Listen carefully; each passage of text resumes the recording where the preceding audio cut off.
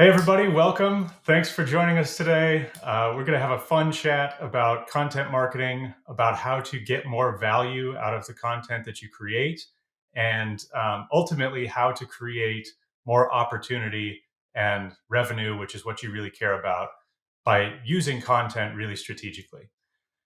I'm James Green. I'm a partner at Actual Tech Media. I have a particular love for content, and I'm just going to mention a few really quick housekeeping things here, and then we'll get into it. So, first of all, notice that you have a questions pane, should be just off to the right of the video window, I think, and you may have to click to a different tab to see it. But um, as we go through the presentation, I will be in there answering questions. We're also going to take some of those at the end of the presentation live. So please make liberal use of that questions panel. I want to hear from you. Second thing is, there are some handouts here in your attendee console, and I want to draw your attention to those because they're going to be handy in extending what you learned today. First of all, just by registering for the event, we will be sending you a copy of our latest Guerrilla Guide that teaches about content pretty extensively. So I want to make sure you grab a copy of that if you need it, but we'll be sending one to you. As well, though, there's kind of a paper type thing in there. Gives you some key takeaways from what we're going to be discussing today. And there's a little infographic kind of thing there if that's more your speed. Both of those are also in the handouts pane, and please snag a copy. Last thing is, we promised that we're going to be doing a $300 gift card draw for attendees today. So if you're here, you're eligible to win, and we'll be reaching out via email to award that gift card probably later today or tomorrow. So watch for an email. One of you will be winning a $300 Amazon gift card. I mentioned that we have opportunity to take your questions there and address them live, and to incentivize good questions, we're going to give away another gift card, a $50 Amazon gift card to the attendee that asks the best question. And my goal here is to get you to ask lots of them and to think hard about what Michael's talking about. So please ask all your questions. I'm going to go through there and pick the one that I feel like is the most thoughtful, insightful, creative question, and reach out to you after the event and award a $50 Amazon gift card. So with that, I want to tell you a little bit about Michael Brenner, your presenter for today. I've known Michael for maybe a year and a half now. Actually, first met Michael 2 years ago right now, I think. And I've gotten to know Michael pretty well, and there's a couple things I love about Michael. First of all, no BS. So you're going to find that out in a minute here. Michael's just going to give it to you straight, and that's the really good stuff. The second thing is he's incredibly focused on effectiveness and what actually works and eliminating the stuff that doesn't. And I have really appreciated that. Actual Tech Media actually works with Michael and Marketing Insider Group as a client as well. And we love Michael. And that's why I've asked Michael to come and speak to you, because he has such great insights about this kind of stuff. Michael has a background in high tech marketing, formerly at SAP, really understands the world that I know a lot of you are coming from. And so his perspective will line up very well with yours. But he also has experience as a CMO at other startups and is now a CMO at Marketing Insider Group. So I think you're going to learn a lot from Michael today. So I want to get it right over to him and we'll get started. Michael, thank you so much for being here. Why don't you go ahead and take it away? All right. Thanks so much, James. I appreciate that kind introduction and your nice words, and we love you guys too. And really honored to present really a strategy for adopting a do once, use many approach to focusing on those results that you mentioned. And I started my career in sales in the technology world, moved into marketing because I was frustrated with the support I was getting from marketing, mainly from the quality of leads or the lack of leads we were getting. And so that's really been my focus in my career is how do we get sales the leads that they need? How do we get them the quality that they need and the quantity that they need without breaking the bank and spending too much money on things that don't really work? So that's really where I think this whole concept of what are some of the things that we can do once but use many times, and that's the strategy that we're going to focus on here today. But just before we get started, I think you all know this. The buyer journey has changed significantly. We say, at the dawn of the web, Sort of content started to move online, buyer journey started to move online. And what happened in that moment is buyers started to realize that they could educate themselves. They weren't sitting around waiting for a salesperson to call them or invite them out to a steak dinner or an event. They were going online and finding out the things they needed to understand in order to solve the biggest problems that they have from a technology perspective. And so there's a tremendous amount of self education happening, which puts a lot of pressure on us as technology brands to explain not really just the features and benefits of what we do, but the context of what we do, and really give them the buyers the tools that they need to explain the context for the stuff that we sell to other folks on the buying committee. The CFO doesn't really understand what technology you sell, so we need to provide the content to our contacts, to the decision makers, so that they can explain those things internally. So the buyer journey has changed. And so we have to create a lot of content. Unfortunately, according to Serious Decisions, whom I'm sure you all know, 60 to 70% of the content created inside our organizations goes completely unused. Now, this is not content that gets created and sent out in an email or uploaded to a website and it doesn't work. No, this is content that we get budget for. We ask an agency like Actual Tech to create, and then we don't do anything with it. Now, that's a tremendous amount of waste. It's a tremendous amount of opportunity. It's not just content, it's lead generation campaigns as well. More than half, 56%, again, according to Serious Decisions, of B2B marketing lead generation campaigns don't produce one lead when their whole goal is to produce a lead. The whole goal of content is to get eyeballs and to generate engagement and to build relationships and trust. The whole point of campaigns is to generate leads, and yet so many of us are failing to do so for a significant majority of what we do. And so I know maybe you're all sitting back there and saying, that's not us, we're amazing, we don't do that stuff, we don't create content that never gets used. And yet I don't do content audits anymore. I used to, as part of our strategy workshops. But in the six or so that I did, sure enough, it was about 60 some percent of the content in those companies never got used. And between 50 and 60% of their campaigns that were earmarked for lead generation never generated a lead. So, why do we do all these things that never work? Well, I love to say behind every bad piece of marketing content is an executive who made us do it. And I think it's easy to point at this, iStock photo image of a grumpy executive and say it's his fault. He's the one who made us do it. I think we need to be accountable for doing more of the stuff that works. And so, hence the title of our conversation today: how do we do things once and use them many times to generate a return on investment, as opposed to just doing what we're asked to do, just doing what we're told, or doing what we're expected from executives. So the first step, the first part of this is we have to stop. And don't worry, Holly's fine. This is actually a fake animated GIF. So this didn't actually happen. But the point is we have to stop doing those things just because we're asked to do them, or stop requesting content even though we don't have a plan to activate it, or stop doing lead generation campaigns we know aren't going to generate a lead, but we do it because the sales VP asked for it. And so that's my sort of mission out to each one of you. So what do we start doing? And we use this term empathy. Maybe you've heard this term before, but we really need to start thinking about infusing empathy into the marketing that we create, and not because it's nice and it makes us feel good, but because it actually works. And so here's a quick Venn diagram of why I think this works. I think everything in life can be explained in a Venn diagram. So this is my Venn diagram for marketing that creates actual results.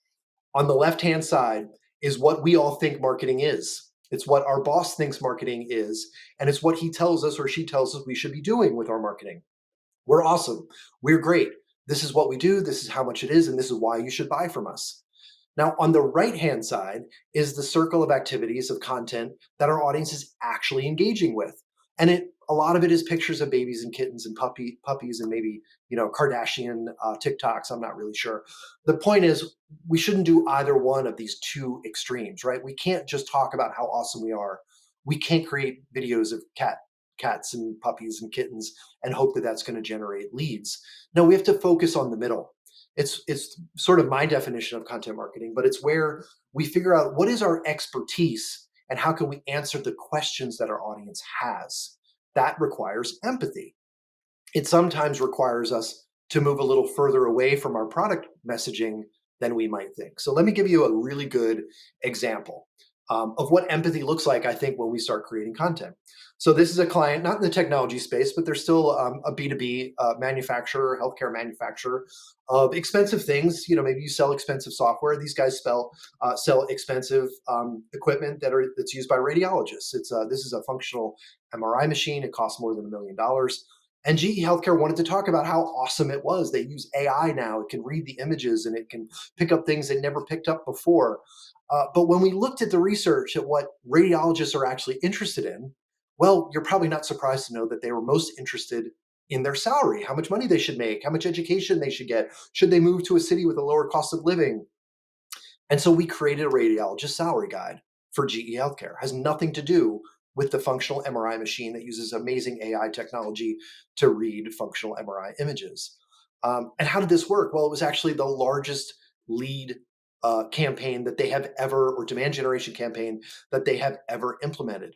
It was a piece of content that had empathy for their audience. It engaged them. It brought them to their website, asked them to download this ultimate guide or ebook or salary guide.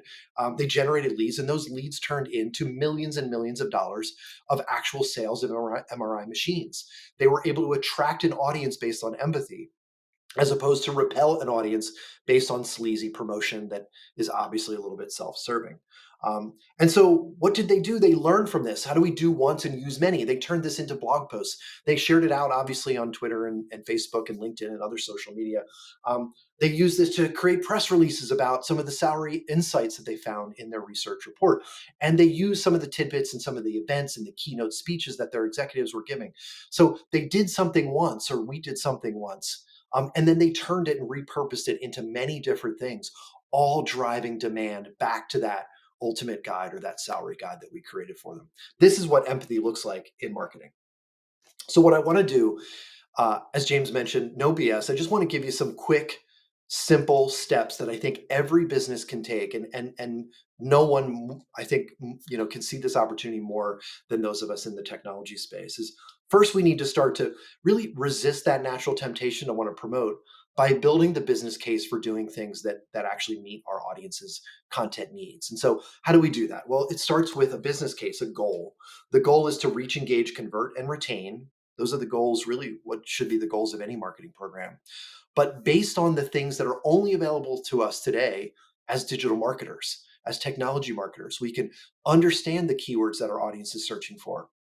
We can know what content it is that they're interested in and looking at and engaging with and downloading.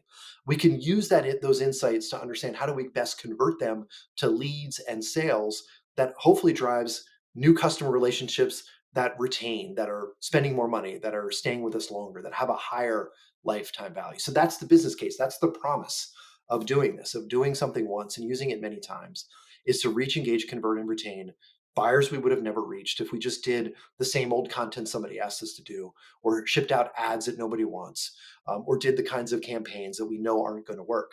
This is the business case for doing this kind of marketing. Now, diving a little bit below the surface on that first point is, how do we understand the keywords that our audience is looking for? And so this is just a quick example of some of the research I do for my own website. And so if forgive me, I'll use my own company as kind of a guinea pig for an example here. But I compete, we're a content marketing agency. I don't compete with really other content marketing agencies when I look at my audience. I compete with publishers like Informa, who owns Content Marketing Institute, or HubSpot, which is a marketing automation platform. I compete with them because they create a lot of the content that my audience is using. So when I look at, well, what's the kind of keywords that they're focusing on? What are the keywords that they're generating content on that I think I can use to reach the audience that I'm interested in reaching? And so we look at what's called buyer intent. What are the keywords that we think are going to drive both relevancy for what we do and conversion to leads and sales? And so a lot of people look at keyword volume and they look at keyword difficulty and all these other things. What I like to do is I actually like to look at the CPC of the top keywords that come up in these competitive gap analyses. The reason I love CPC is it sort of infers conversion.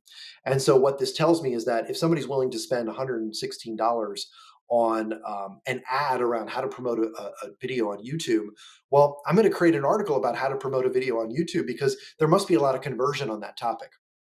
And so, sure enough, I created an article on how do you promote your videos on YouTube. What are the job responsibilities in the for director of marketing? Which, by the way, if you didn't know, according to salary data, are the second most miserable job titles in the world, after directors of IT. So we are miserable people. Targeting miserable people, probably. We create content around the things that the data tells us to do based on search intent and based on the likelihood that these can convert. One of the highest converting articles I've ever written. Okay, tip number 3. So, one, build the business case. 2, focus on search intent and conversion likelihood. Answer the right questions. This is the biggest gap I see in content strategies. We all want to create the content that talks about how awesome we are, but we forget that buyer journeys start much earlier than we might think. And so people are asking, what is big data? What is cloud computing? What is Kubernetes? I don't even know if I said that right. The point is that while your audience and your decision maker and your end users may understand these terms, the CFO may not. And they need to understand the context for the software purchases and technology purchases that you're hoping them to trust to make in you. And so we need to create that basic educational stuff, the what and the why content, almost at about a 100 to 1 times rate. I know that seems far fetched, but think about it. For every product page, you probably need about 50 to 100 early what is and why type content pieces in order to generate demand. The second biggest gap we see, this is something Actual Tech is so good at doing with tech guides, ebooks, guerrilla guides, is really getting deep into explaining to our target audiences and the buying committees around them how our technology can solve their problems. Not our technology by product or brand name, but our technology generally. Because as soon as we talk about our product, we start to see skepticism creep into the buying journey. So ask or answer what and why about 10 times more than how. Answer how about 10 times more than for every time you answer why you're best or how much your software costs or your technology solution. We have to map content to the buyer journey. This slide might look complicated, but it's really quite simple. What it means is the triangle on the left is how we spend our budget. A lot of marketing departments spend their budget on product pages and case studies and testimonials and events and ads and brochures and all of those kinds of things that really explain our product. And we have to do those things. The problem is, how do we bring audience in to see that important content? Well, we have to answer what, why, how, when, who, how much, where. We have to answer those questions, but we also have to use the right content formats. And so we have to map content to the buyer journey. So again, just a quick example of how we do that here. We write things like, what are the Google ranking factors you needed to know for 2022? We ask people to subscribe, and we give them a free ebook if they do subscribe to our newsletter. We also create sort of explainer videos that don't necessarily talk about the name of the product or the thing that we sell, but just describe the need and the reason why it solves a problem. We use case studies just like everybody. We need to show the world that what we do is working for somebody that looks like your target audience. And then we nurture the heck out of those leads. About 75% of our leads don't come from the first touch, but really the multiple touches that we see in about a 12-step email nurture program that we've set up. So we need to map content to the buyer journey and answer all of those questions across the buyer journey. Nurturing leads equals return on investment. This is kind of step number 5. Focusing on content subscribers on your website is a great way to do once and use many. And so what you're doing is you're taking all of the evergreen content that you've created on your website, and every time you capture a lead and you put them into a nurture stream. And so nurturing leads is really where a large majority of the conversion that you're going to see. And I'm not going to get into multi-touch attribution and first touch and last touch, but again, as I said, 75%, the large majority of the leads that we get don't come from the first thing that they do. They come from the nurturing that we do after. So if you're doing a webinar and you see, or you're doing a program with Actual Tech, and maybe you see the same name show up twice, You might think, why would I pay for the same name twice? Well, that's actually a signal. That means you've touched them. The pipeline influence that you're creating goes up significantly. So the likelihood to convert goes up significantly as well. So, seeing that name show up more than once, or seeing a company name show up more than once, should be a buying signal, not necessarily something that you see as a detriment. Okay, so do once, use many to increase ROI. I love to talk about how social media is important to business, but it's not enough to drive growth. It's not enough to drive leads. Having an amazing Instagram page is going to really probably not do a lot for most of our businesses, unless you're selling purses or dresses or instant consumables. You're not going to drive a lot of demand on social media, but we want to increase the number of touches that we have. And so, how do we do once, use many? We use a cadence on social media. We try to automate as much as we can. We try to put out content on Twitter as much as we can, LinkedIn once or twice a day, Facebook once or twice a day, Instagram once or twice a day. But what I really love to do is use one piece of content distributed in many different platforms from many different people. So Marketing Insider Group shares content for sure. Michael Brenner shares content on LinkedIn for sure. But we also get our very small team of 3 to 4 employees sharing every single piece of content they have on their social media platforms. And so we use a tool called Hootsuite, where you can actually use RSS syndication to automate the sharing. And then, we try to go in as a team and include some personal notes as well, like, hey, following on election day, are you seeing an increase in leads, or people checked out because they're checking out election results, whatever the case may be, for for trying to figure out how do we automate and then sort of multiply, or add a multiplication factor for the content that we create. All right, kind of wrapping up a little bit here.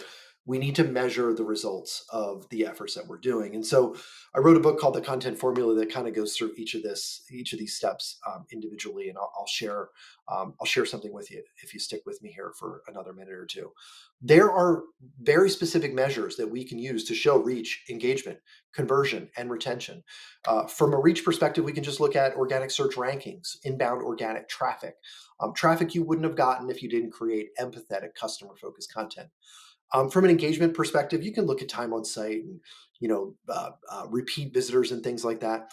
I like to look at subscribers. How many net new names are you getting? You can look at content syndication programs and look at how many net new names are you getting. Are they necessarily leads? Not yet, right? We need to still continue to nurture them. We need to do multiple touch type of programs, and then we can start to see, are they converting to leads? Are we getting trials and demos?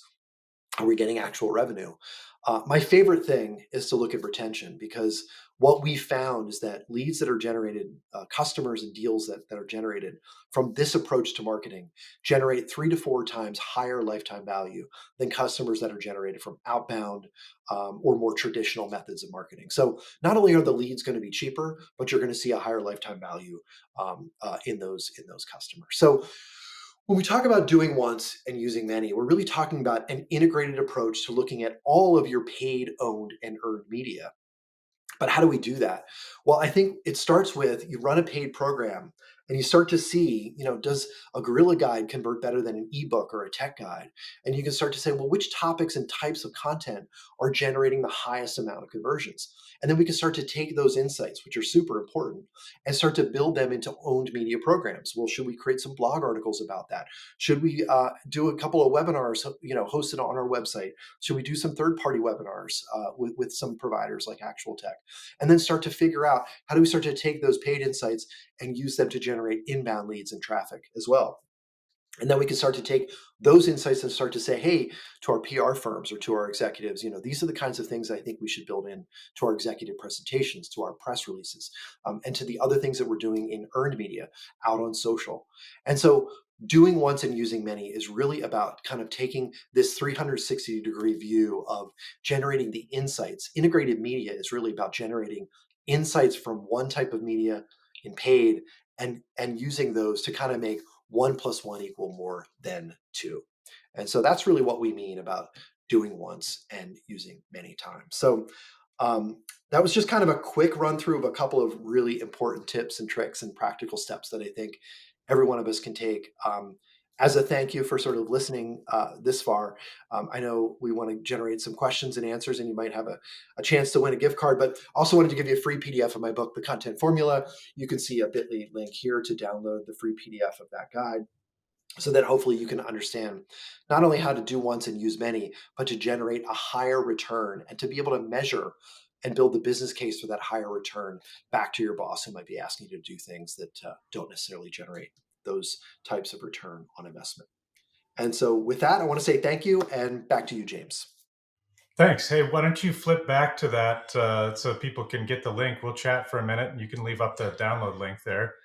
Yeah. Um, yeah, I just wanted to say I love the way you put it. You put it better than we've ever been able to, I think. But education has always been such a core belief of the content strategy at Actual Tech Media because, yeah, I don't think we quantified it the way that you did, but we recognized it's so easy when you are in the like tech echo chamber to think to just take as given that people understand this thing you're talking about. And what we found over the years is the companies that we work with, their thinking is, I would say, 3 to 5 years ahead of the people that they're trying to convince to work with them in the technology Mhm. space. So people selling, yeah, very advanced technology solutions. When you go ask somebody up the street at the manufacturing company what they think about that, they're like, "What's that?"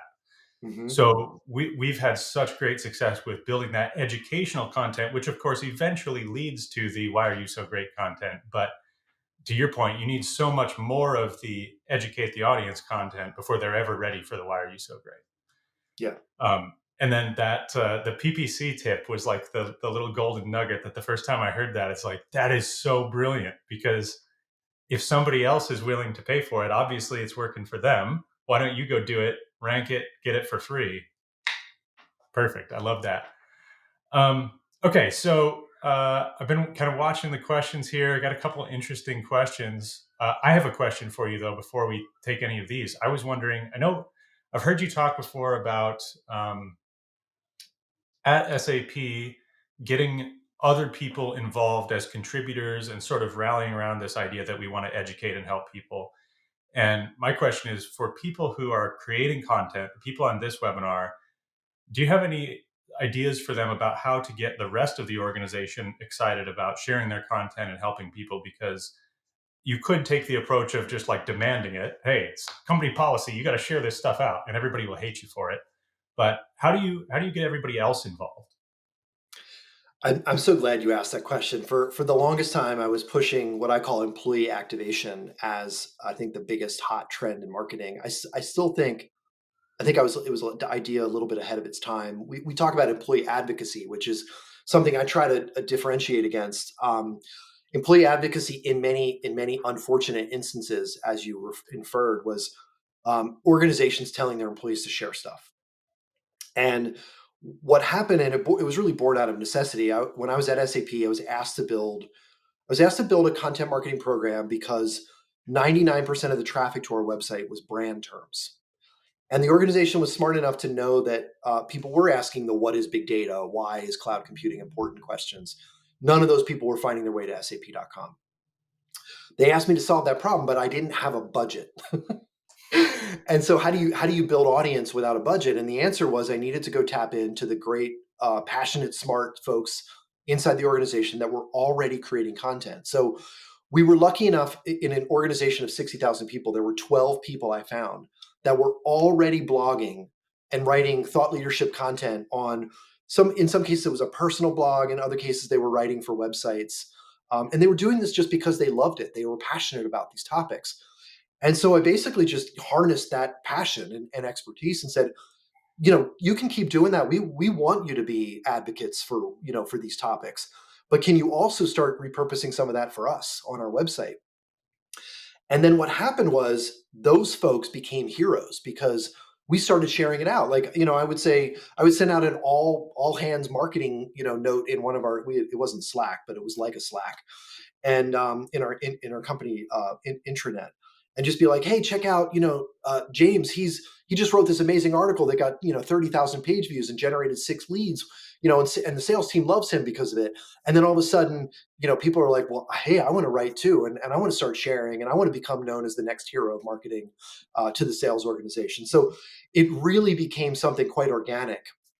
My job turned from managing a content strategy and inbound sort of content strategy to creating employee thought leadership programs and advocacy. And so the trick that I found was, you know, picking some heroes and elevating them, but also giving folks that want to learn how to do it the tools. That would be number two. Is how do you write a really good article? Well, help train them, get some editors on board. Um, train people on how to get their social media profiles up to date, and what works on LinkedIn. Should you follow versus connect with people, or is it okay to mention competitors, like things like that. And then the other thing you sort of again alluded to it is never ever mandate it. Find those folks that naturally want to create and share, and like I said, make heroes of them. Find the folks that want to emulate those heroes and give them the tools and training. I think those are the tips. Makes perfect sense. Thank you. I want to be mindful of time, but let's maybe just take one or two questions here. A couple caught my eye. Um, One person is asking, I'm going to paraphrase here, but basically, the leadership in my company is afraid of showing up in marketing activities without enough polish. And so we have a hard time getting stuff out the door. I bet you've seen this before. Any thoughts about that? I have a controversial opinion. I, uh, I once I was given a keynote once to a specific company. They asked me to come in and present to their entire marketing department. They asked me that exact question, and my guidance to them was to lower their editorial standards, which was a really inappropriate, unfortunate way to word the answer. My point was though that if first of all, companies don't blog, people do. And so when I write an article on my website, for example, we rank on page one for the term macroting. And the reason we rank for macroting, which has about 25% of the volume of the keyword marketing, is because lots of people misspell it. And we rank for it because I've allowed that misspelling, not on purpose, but I've kind of allowed that misspelling to occur in a few instances. And luckily enough, Google has awarded us with the traffic for those keywords. That's so awesome. The point though is, and it's kind of a dramatic example.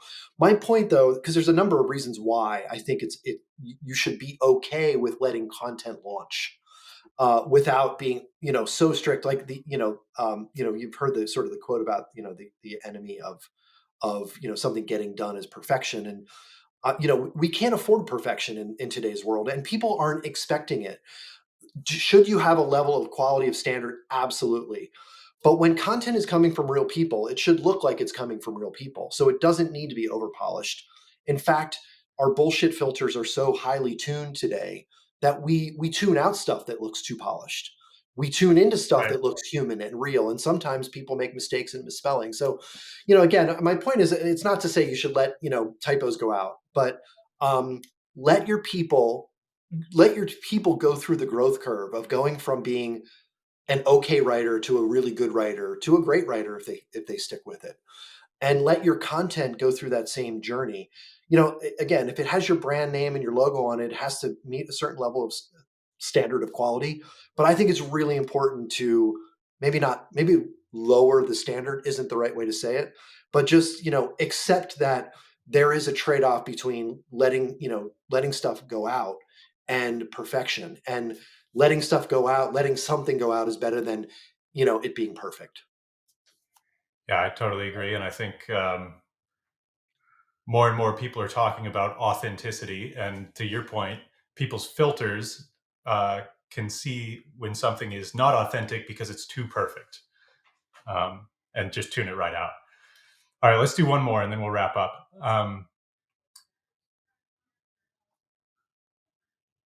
Okay, this is an interesting question, and I have a thought on this. So, the question says, we've got some really great pieces of content that get lots of downloads, but I can't determine that they're actually contributing to pipeline. Does that mean it's working or not? I'll let you go first. What do you think? Well, I mean, the first thing that came to mind to me was first touch attribution, and one of the things. So the opposite way to look at it is what works for last touch, and product pages and those kinds of things always get the highest credit when it comes to attribution. Like, we converted this deal because of a product page. Well, probably not, because that's not the first thing that person did. And so you're Yep. talking about the opposite end of the spectrum. And again, I rank on page one for what is marketing. I'm not really sure that the people that are searching and finding my what is marketing article are leads for me. But then when I talk to leads, they say, kind of like you did, they'll say, well, I read an article of yours 5 years ago. I don't remember what it was. I subscribed to your newsletter. I unsubscribed from your newsletter. I resubscribed to your newsletter. I saw a webinar you did. I saw you speak at some event. And then, my CEO said, we have a need, and I thought of you. And so, the what is marketing article that I have is like, 30% of all my traffic. I don't I'm not I don't hate having that traffic. It's so I think the point is never underestimate the value of having super early stage stuff that might look like it doesn't drive quality leads, but you're probably reaching, for example, new people in your industry. You're generating net new names that again you can nurture and hopefully touch many more times to generate the conversion that gets the credit. But what I'd love to hear your thoughts. Pretty similar. So back to the conversation of you said something in your presentation about nurturing and that it's not often the first touch that converts immediately. Like, I think that's not true anywhere more than it is with content. If you're expecting your ebook download to generate a sale, you're thinking about this whole thing wrong. So first of all, I wouldn't try and go there. Uh, Second of all, I think of your statement about that clients who kind of came in through the content door. My note says they had a 3 to 4x higher lifetime value than people who came in from a cold call or outbound sales. And I think you should consider, when you're evaluating the effectiveness of your content, not necessarily just the conversion rate down a very vanilla funnel, but overall the value of those people, because it may turn out to be lower volume and maybe conversion doesn't look as good, especially depending on your attribution model, like you pointed out, but in the end, very valuable. So Mhm. I'm, I feel all of you on this, because my role in Yeah. our company right now is growing the company largely with content. And I want to know, I want the attribution to be so clean and beautiful, but it's just not. However, if you get your mind right about it, it's very powerful. So okay, well, with that, let's go ahead and wrap up. I want to call your attention to a couple of things as you're leaving. First of all, when you registered, we offered the opportunity for you to participate in a survey. It's short, it's only a handful of questions, and we would love to send you a $25 gift card for your thoughts just for submitting that survey. So if you didn't do it when you registered on the way in, there's a link in the handouts pane here where you can go and take that survey. $25 gift card guaranteed. It'll probably take you 2 or 3 minutes. So I'd love for you to take a peek at that. The other thing is we offer free strategy calls with the folks leading the different divisions in our business that can help you. So if you're needing to get a content strategy built or want to talk about the kind of content to build, we'd love to brainstorm with you, talk about some things we've seen work well. I'd love to hook you up with Katie and she can talk to you about that. Same thing goes for if you're trying to plan out some webinars for 2023. I want to hook you up with Natasha. If you have a content syndication need, we'll put you on a quick strategy call with Jennifer. Totally free. And the way to do this is just shoot me an email. Shoot me an email, James at actualtechmedia.com. Put strategy in the subject line so I don't miss it, and I will get you connected. Um, if it works out, I'd love to join too and meet you, and we'll just have a fun chat. Totally no pressure. We just want to help. So if that seems like it would be useful to you, especially as you're trying to plan out 23, please reach out to me, James at actualtechmedia.com. And with that, we're done. We promised that we're going to draw a $300 gift card for one attendee. We're going to do that and reach out to you today via email, maybe tomorrow, very soon via email for your $300 gift card as well.